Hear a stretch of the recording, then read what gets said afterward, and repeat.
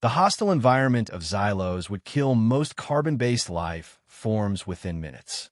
With its crushing gravity, 3 times that of Earth, and a dense, oppressive atmosphere, the mining colony had been established not for comfort, but for necessity.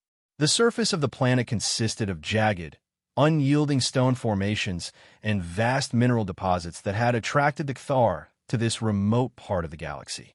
The Kthar themselves were perfectly adapted to such conditions.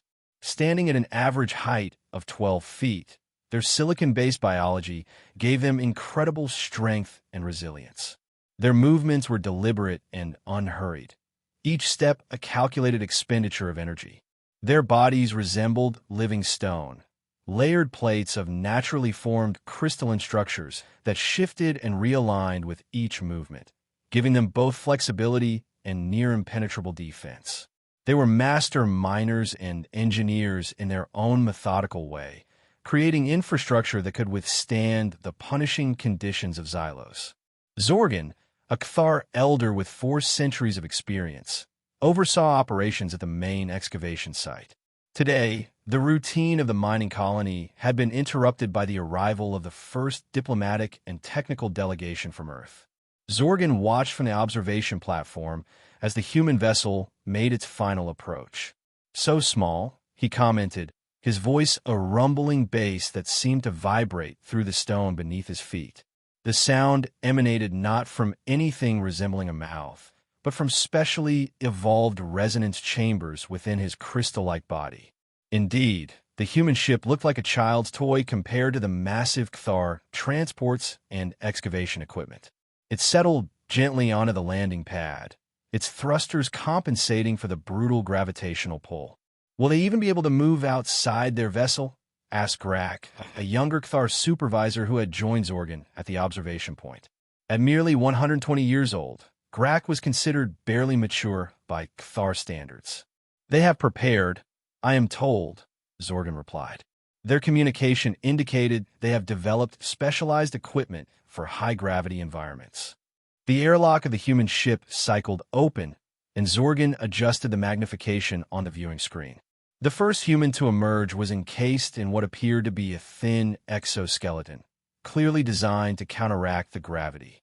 Even with this assistance, the movement was labored, each step deliberate and careful. "Look at them struggle," Grak said, a note of derision in his resonant tones. "They quiver with each step." More humans emerged, all moving with the same cautious gait. There were 5 of them in total, and they were indeed tiny compared to the Kthar.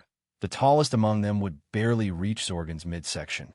"They are endearing," Zorgan found himself saying, using the Kthar term kelathic, which carried connotations of smallness, aesthetic appeal, and implicit inferiority, similar to how humans might describe a kitten or small dog.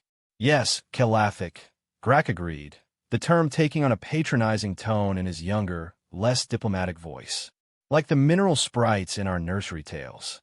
Zorgan mentally prepared for the formal meeting, which would take place in a specially prepared chamber where local gravity could be partially reduced to accommodate the visitors. He knew their names from the advanced communications. The group was led by Technical Director Dr. Alara Vance, a specialist in xenogeology and advanced mining techniques. The meeting chamber was one of the few concessions to non-Kthar physiology in the entire colony. Even with the gravity reduced to approximately 1.8 Earth standard, the lowest they could manage without compromising structural integrity, the humans moved with obvious strain. Their environmental support suits were sleek and appeared well-engineered, but Zorgan could see the effort in their movements. The Kthar delegation, consisting of Zorgan and 3 other colony officials, towered over the human visitors. Dr. Alara Vance stood at the front of the human group. She was particularly small, even by human standards, her frame delicate and compact. Zorgan noted that despite her size, her eyes were sharp and alert, scanning the chamber with professional interest rather than the awe or intimidation he had expected. "Elder Zorgan," she said, her voice transmitted through her suit's external speakers after being processed by the translation system. "On behalf of the Earth Alliance, I thank you for this historic opportunity for cooperation between our peoples. Zorgan inclined his massive crystalline head in acknowledgement. Technical Director, Dr. Vance. Xylos welcomes you and your team. We are curious to see what technologies and insights your kind can offer, despite the challenges your physiology must overcome here. If Dr. Vance noticed the condescension in his tone, she gave no indication. We have prepared extensively for the environmental conditions. While challenging, they are not insurmountable. We look forward to demonstrating Earth's adaptability. The formal introductions continued, with each human team member presenting their specialization.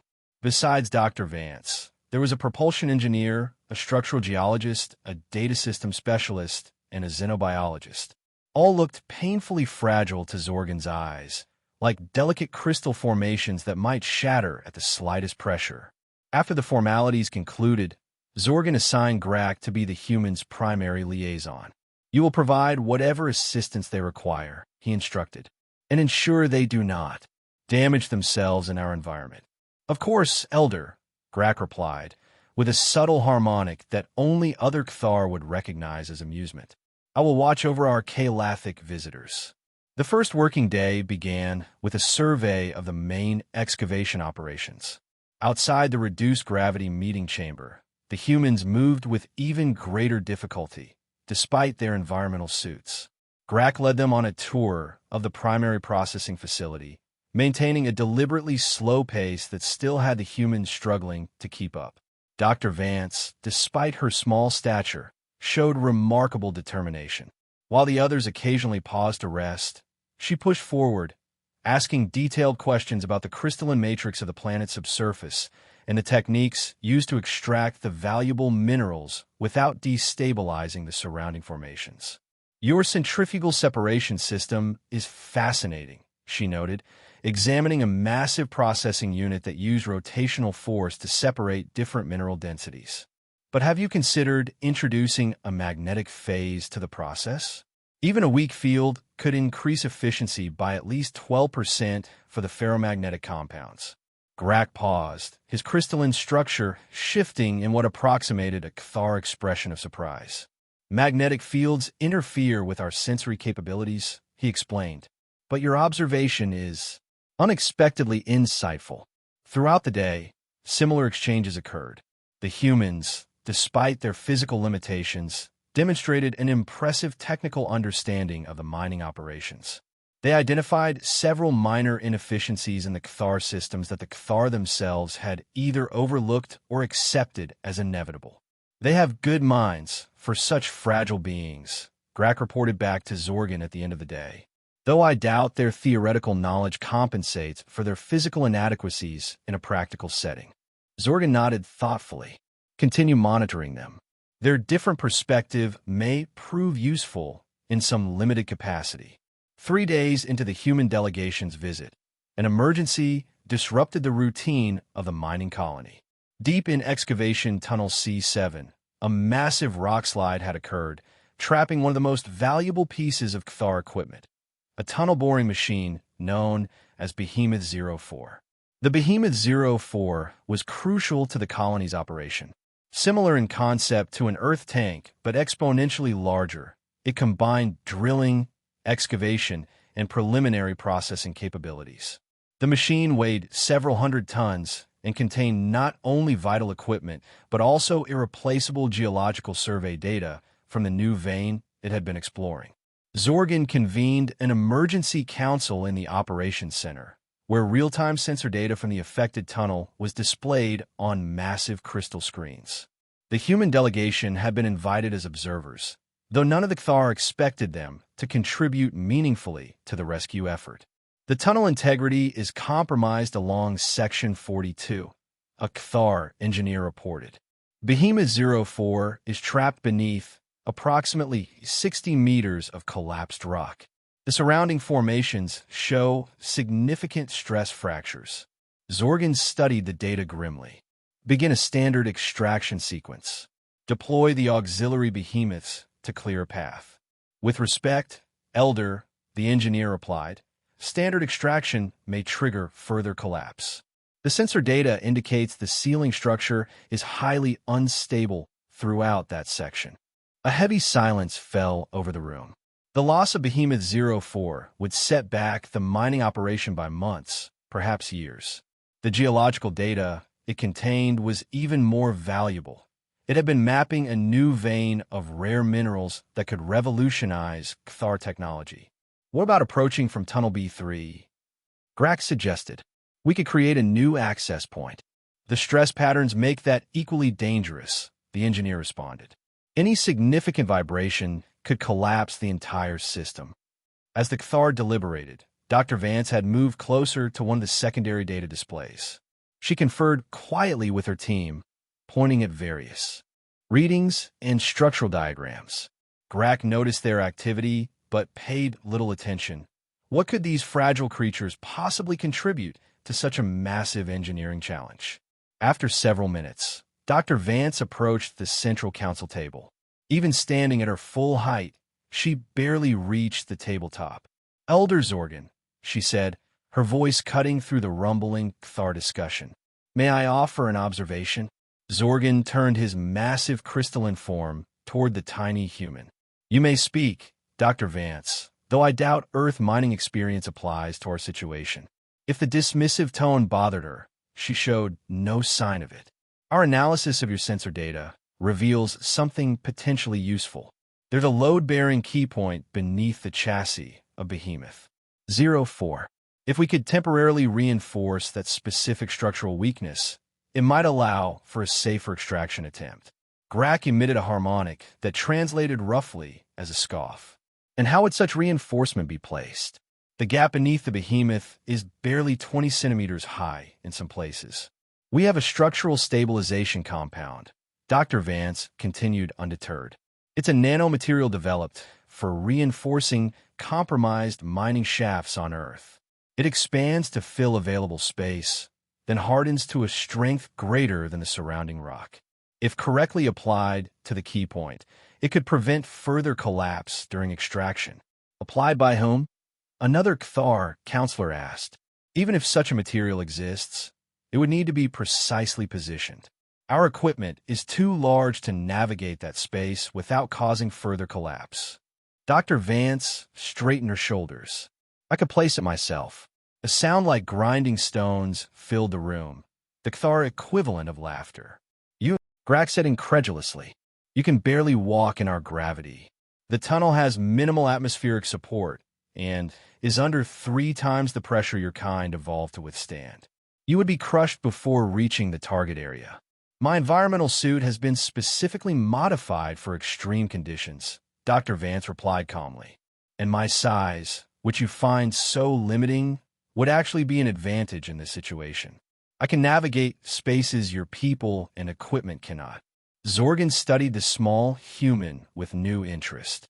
There was no fear in her stance, despite the obviously dangerous proposal. "The risk to you would be extreme," he noted. "The risk is acceptable compared to the loss of the behemoth and the potential for a larger tunnel system collapse," she replied. The Cthar Council deliberated, their resonant tones vibrating at frequencies too low for human hearing. Finally, Zorgan turned back to Dr. Vance. "Your proposal is rejected," he stated flatly. "We will attempt a modified extraction using our own methods." Dr. Vance nodded respectfully, though Grack noticed a tightening around her eyes. A subtle human expression he had learned indicated disappointment or frustration.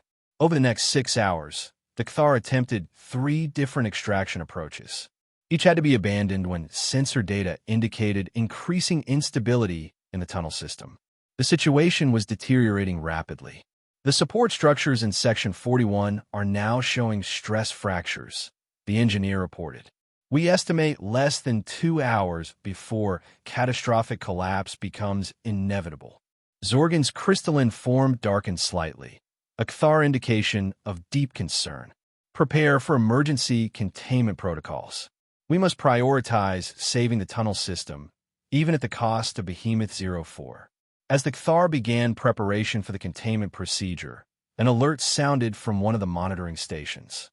"Unauthorized access to emergency airlock E7, a security officer reported. It's the humans." Zorgan and Grack moved quickly to the monitoring station. The screen showed Dr. Vance and two of her team members at the airlock nearest to the affected tunnel section. Dr. Vance was donning what appeared to be a modified version of her environmental suit, with additional reinforcement around the joints and torso. One of her colleagues was attaching a small container to her suit's utility belt. "Stop them," Zorgan ordered. "The airlock is already cycling," the security officer replied. "They'll be in the tunnel system in 30 seconds. Grack activated the communication system. "Dr. Vance, you are ordered to abort this unauthorized action immediately."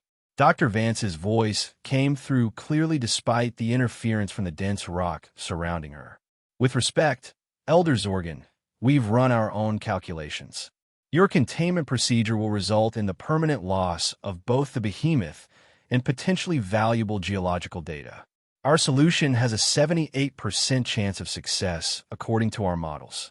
Your models do not account for Xylos's full environmental challenges," Grack argued. "This is suicide." "Then you lose nothing but one Kalathic human," Dr. Vance replied, using the Cthar term with subtle emphasis that suggested she understood its condescending implications. "But if I succeed, we all benefit." Before further objections could be raised, Dr. Vance had entered the tunnel system. The monitoring screens tracked her progress through the emergency pathways toward the collapse site. Her movements were slow but deliberate, fighting against the crushing gravity with each step. "She'll never make it past the first junction," one of the Cthar engineers commented. "The structural integrity there is already compromised." But to the surprise of all watching, Dr. Vance navigated the junction successfully, using handholds in ways the Cthar had not considered, distributing her weight differently than a Cthar would.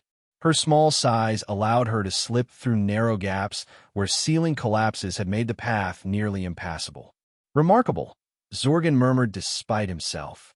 Dr. Vance's biosigns were being transmitted back to the operations center. Her heart rate was elevated, and the pressure on her environmental suit was approaching its theoretical limits, but all systems remained functional. The other humans in the delegation watched the monitors with tense expressions, occasionally conferring in hushed tones. After 42 minutes of painstaking progress, Dr. Vance reached the chamber where Behemoth 04 lay trapped. The massive machine, as large as a small building by human standards, was partially buried beneath tons of collapsed rock. The narrow gap beneath its chassis was barely visible on the monitors. "I've reached the target area," Dr. Vance reported, her voice now strained from exertion. "Beginning assessment for stabilization compound placement." The Cthar watched in silence as the tiny human maneuvered through debris, taking measurements and comparing them to the data on her wrist device. The contrast was striking, a being no larger than a Cthar juvenile attempting to salvage a machine that could crush her without notice. "I've identified the optimal placement point," she finally reported. "Moving into position now." The next part of her journey was the most dangerous. She would need to crawl beneath the partially collapsed behemoth, through a space barely larger than her suited body, to reach the critical stress point identified in their analysis. "If anything shifts by even a few centimeters," Grack began. "She will be instantly crushed," Zorgan finished grimly. The entire operations center watched in tense silence as Dr. Vance carefully navigated the treacherous space beneath the massive machine.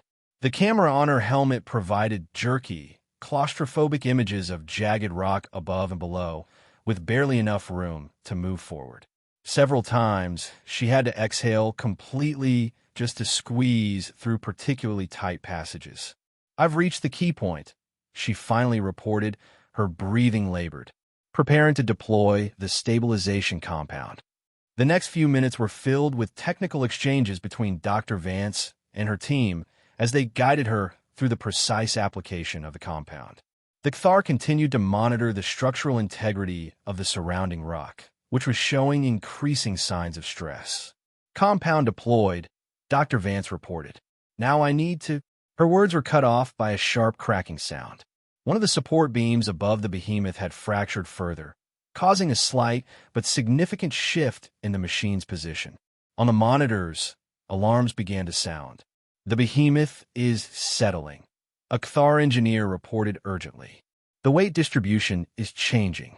Dr. Vance, abort immediately, Zorgan commanded. The structure is failing. There was no response from Dr. Vance for several seconds. Then her strained voice came through. I can't retreat. The path behind me has partially collapsed.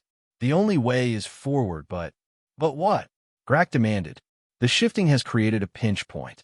The stabilization compound is in place, but I need to create enough clearance to trigger the expansion sequence correctly, or it won't form a proper supporting structure. What happened next would forever change the way the Kthar viewed their Kalathic human visitors.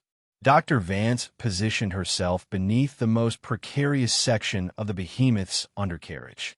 She activated something on her environmental suit, later identified as an advanced mechanical assistance system that humans had developed for high-gravity rescue operations. The suit's exoskeleton components reconfigured, locks engaging at key joint positions. What is she doing? One of the Kthar counselors asked. The answer came in the form of an astonishing visual. Dr. Vance, her tiny frame braced against the unyielding stone floor of the tunnel, began to push upward against the massive weight of the behemoth. 04. At first, nothing happened. Then, almost imperceptibly, the massive machine shifted, not downward as gravity demanded, but upward by several crucial centimeters. The sensor readings confirmed what seemed impossible to the watching Kthar. This tiny human was exerting enough force to temporarily lift a portion of their largest excavation vehicle. The operations center fell into stunned silence. On the main screen, the image was striking and surreal. A being the Kthar had dismissed as fragile and weak was now physically holding up a machine that would crush most Kthar equipment. The human's environmental suit glowed with power along reinforced muscle lines, suggesting extraordinary forces at work. Stabilization compound. Activating. Dr. Vance managed through clearly gritted teeth. Need 15 more seconds of clearance. For what seemed an eternity, but was in reality just under 20 seconds, Dr. Vance maintained the impossible position. Then a green indicator flashed on a secondary monitor. Compound set and curing, reported one of the human team members. Structural integrity at 82% and rising. She did it. Dr. Vance carefully lowered the weight back onto the now reinforced key point and collapsed to her knees, visibly exhausted even through the environmental suit. The monitors showed her heart rate and oxygen consumption at dangerous levels, but she was alive and successful. Extraction pathway secure, the Kthar engineer confirmed, his tone containing harmonics of disbelief. The stabilization compound has created a supporting arch strong enough to withstand a full extraction sequence. Within 2 hours, using this unexpected window of opportunity, the Kthar were able to deploy their heavy equipment to safely extract Behemoth 04. The geological data was recovered intact, and the tunnel system stabilized without the catastrophic collapse that had seemed inevitable. Dr. Alara Vance was escorted back to the human delegation's quarters for recovery. Medical readings indicated extreme fatigue, muscle strain, and minor contusions, but no permanent injuries. The Kthar medical staff seemed genuinely surprised by her resilience. Later that evening, Zorgan and Grack stood in the observation room adjacent to the human quarters, watching through a monitoring screen as Dr. Vance rested under the care of her team. She looked even smaller without her environmental suit, covered by a thermal blanket designed for human physiology. I have reviewed the technical data from her suit, Grack said quietly. It was not magic or trickery. Explain, Zorgan commanded. Their environmental suits incorporate remarkably advanced force multiplication technology, mechanical assistance systems that work in harmony with their natural movements. But even with such technology, what she accomplished should have been beyond their capabilities in our gravity. Yet she did it, Zorgan noted. Yes, it appears we have fundamentally misunderstood human physiology. Their bone density and muscle fiber architecture, evolved under Earth's weaker gravity, actually provide certain advantages when properly augmented. Their smaller frames allow for more efficient leverage application when correctly positioned. Zorgan's crystalline body shifted in the Cthar equivalent of a contemplative posture. We judge them by size alone. A critical error. The term Kalathic no longer seems appropriate, Grack admitted. The next morning, a formal meeting was convened. The human delegation, with Dr. Vance now recovered enough to attend, was received not in the usual meeting chamber, but in the Cthar High Council room, a space normally reserved for the most important decisions affecting the colony. Zorgan addressed the humans directly, with none of the condescension that had marked earlier interactions. The Cthar Council acknowledges the service rendered by Technical Director Dr. Ilara Vance and the Earth delegation. Your intervention saved irreplaceable equipment and data at great personal risk. Dr. Vance inclined her head respectfully. We are pleased to have been of assistance, Elder Zorgan. We would understand more about the methods you employed, Zorgan continued. Our data analysis suggests forces were applied that should have exceeded human capability, even with mechanical assistance. Dr. Vance nodded to one of her team members, who activated a holographic display showing the internal workings of their environmental suits. Our suits use a combination of technologies, she explained. The exoskeletal framework redistributes force along artificial muscle pathways, multiplying the user's natural strength. But equally important is the application of basic physical principles, specifically leverage and pressure distribution. The hologram shifted to show how Dr. Vance had positioned herself beneath the behemoth, utilizing natural protrusions in the stone floor as bracing points. By precisely aligning my suit's reinforced joints with these natural fulcrums, she continued, I was able to create an efficient lever system. This allowed me to translate a manageable force application into the much larger force needed to create the necessary clearance. Another human team member stepped forward. It's also worth noting that human physiology, while evolved for lower gravity, has certain advantages when properly augmented. Our skeletal structure and muscle attachment points allow for different force vectors than Cthar physiology. Grack studied the diagrams with newfound respect. You turned your apparent weakness, your small size, into an advantage, allowing you to access spaces we could not. Precisely, Dr. Vance affirmed. Different evolutionary paths lead to different capabilities. Where your people excel in natural strength and resilience, we've developed adaptability and technological augmentation. The meeting continued for several hours, with a detailed exchange of technical information that established a new foundation of mutual respect. The humans were no longer viewed as fragile curiosities to be protected, but as capable partners with unique perspectives and abilities. In the days that followed, the collaboration between Cthar and humans accelerated dramatically. Mining efficiency improved as human innovations were incorporated into Cthar operations.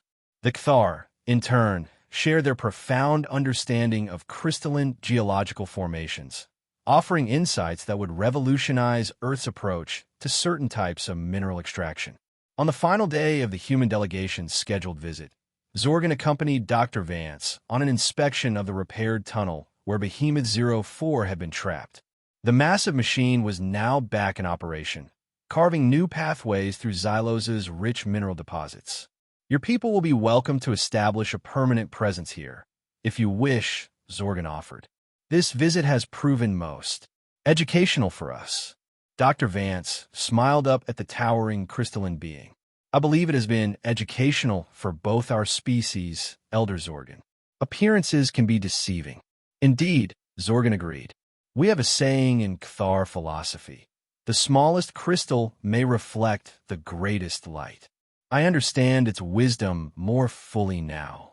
As they watched Behemoth 04 disappear into a newly excavated tunnel, Zorgan found himself seeing the small human beside him with entirely new perspective.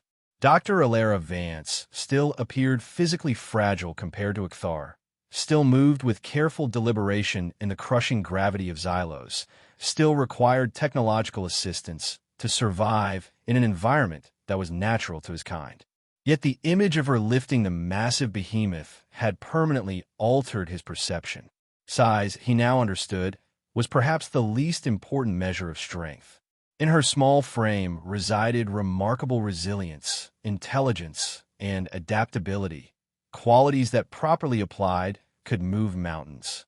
Or, as he had witnessed with his own sensors, lift tanks. The Kthar word Kalathic, with its connotations of endearing inferiority, no longer seemed applicable to these humans. In its place, a new term had already begun to circulate among the Kthar colony. Zetereth, small but mighty.